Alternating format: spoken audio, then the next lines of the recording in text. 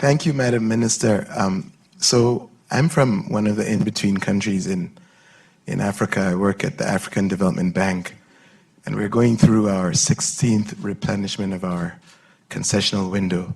And the messaging we're getting from the West is we're not going to get that much resources because a lot of the money is going to go to Ukraine.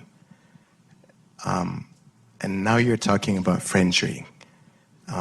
You don't want some of our countries to fall in the hands of Russia, and Russia is knocking in many of the countries in West Africa.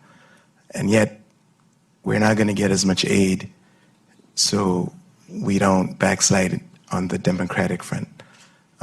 There's a bit of a tension there, and I just welcome your response on how you think how you think we can move forward positively in this regard. Merci.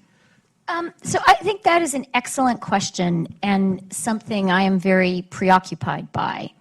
And I'm going to start actually by just sort of gently interrogating two words you used, which is about African countries falling into the hands of Russia and African countries backsliding.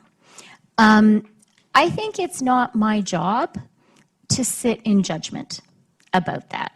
And one of the sort of profound lessons, I think, of the war in Ukraine is democracy can only be built by people themselves, for themselves. And a democracy can only be defended by people themselves if they're actually prepared to die for their democracy. And I think that's something Volodymyr Zelensky understood from day one, that Ukraine was only going to fight if he stuck around, and Ukrainians saw that he stuck around, and they're fighting for themselves. They're doing it themselves, and actually I think that's why it's working. So part of what I certainly believe is